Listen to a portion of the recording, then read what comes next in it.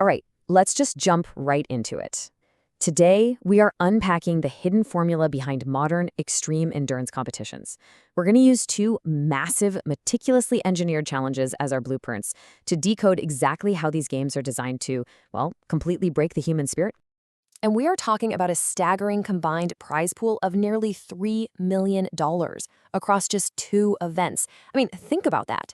A $2.4 million private jet plus $500,000 in cold hard cash. The stakes here are genuinely life-changing. These aren't just games anymore. For the people playing, they're literal lifelines.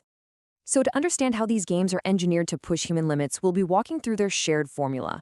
We've got the Endurance Challenge formula, Phase 1, which is the call, psychological warfare and temptation, game theory and trust, and finally, reaching the breaking point. Starting off with Section 1, the Endurance Challenge formula, expectation versus reality. You know, participants usually enter these things expecting a simple test of willpower. One contestant actually boldly claimed they cleared their entire schedule until January 1st, planning to stay for months if that's what it took. People enter with incredible, really deeply personal motivations too, dreaming of paying off mounting bills, starting a charter business, or even funding IVF treatments to start a family. But in all that optimism, they massively underestimate the aggressively engineered friction that's about to hit them like a freight train. Which brings us to Section 2, Phase 1, the cull and brute force eliminations. See, when you start out with 100 competitors, you really can't just sit around and wait for boredom to take them out one by one. You need a fast, aggressive cull that relies on sheer brute force and clever environmental traps. In the Jet Challenge, for example, competitors were immediately tasked with pulling 40,000-pound airplanes. And then they had to stand on tiny platforms while a jet engine blasted them with 60-mile-per-hour winds. It was literally so intense that a former NFL player was blown right off his feet. Meanwhile, over in the Circle Challenge, the creators casually shrunk the giant red boundary line day by day, and even introduced devious physical traps, like a soccer goal that baited people into accidentally stepping out of bounds. Moving on to Section 3, psychological warfare and temptation, shifting to mental exhaustion. Right, so once the initial physical calling is out of the way, the creators pivot. They hit the wavering contestants with a constant, relentless barrage of targeted bribes. They offer immediate, guaranteed wealth just to quit. We're talking $50,000 simply to let go of an airplane, a brand new car just to be the very first person to walk away. Or how about 10 grand in cash just to step off a tiny patch of grass? The game forces competitors to do impossible mental math on the fly.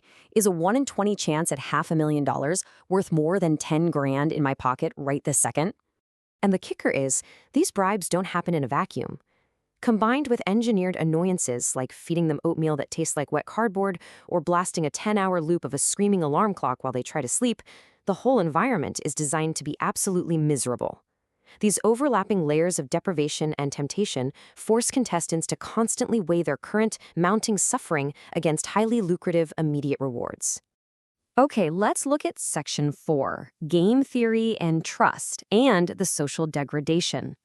So, during the Private Jet Challenge, a literal prisoner's dilemma was introduced 10,000 feet in the air. Basically, one pilot would look inside a mystery briefcase that either said jump or eliminate. They then had to convince their opponent whether to steal it or not. Early on, people tried to do the right thing and maintain their honor by telling the truth. But you know what happened? That just resulted in the honest players getting eliminated. It proved that while integrity feels great, lying often pays off handsomely when survival's on the line. And man, once that first person lied, the trust completely evaporated. From there, the social friction just skyrockets. In the Circle Challenge, they actually forced the remaining competitors to be duct-taped together, meaning you were literally bound to a complete stranger whose one tiny mistake could cost you $500,000. And over in the Jet Challenge, the creators gave the final 3 pilots a massive 1-hour ultimatum: figure out who gets the plane or nobody gets it. This led to exhausted, sleep-deprived pilots fiercely arguing over whether the winner should be decided by luck or skill, as that timer rapidly drained. It's wild to watch how social friction systematically breaks down all human cooperation. It really forces a question we all have to grapple with while going through this explainer. If you were in their shoes, completely exhausted, just staring down millions of dollars, what is your integrity actually worth? Would you maintain your moral high ground, or would you lie right through your teeth to a stranger to secure a multi-million-dollar jet for your family? Which leads us to Section 5, reaching the breaking point, the absolute limit. The degradation of conditions happens brutally fast. On day 1, you're eating filet mignon, probably feeling like you're on a weird vacation. But by day 5, you're waking up in a total panic to screaming alarms. Day 9, you're duct taped to arrival. And by day 12, you are forced to stand completely upright on a tiny foot-sized cutout of grass for over 24 hours straight. Across both of these challenges, the rules escalate from casual resting to torturous physical demands. In the jet challenge, they went from casually resting a hand on the plane to being forced to use only one single finger while standing on one foot inside a tiny red square, all after having been awake for roughly 24 hours. These escalating rules trigger some genuinely terrifying biological responses. Competitors start experiencing microsleeps, and in one super dramatic instance, a competitor named Brett literally passed out on the tarmac. He said he just saw white and felt. And this silent physical failure leads to some incredibly agonizing moments. When a jet competitor named Bobby accidentally lifted his hand, he was just in total disbelief. He said, "I don't know what I did, I don't know. Lose focus for 1 second, that's what happened." It shows you how exhaustion catches up to you before you even realize you've made a mistake. It just completely hijacks your motor controls.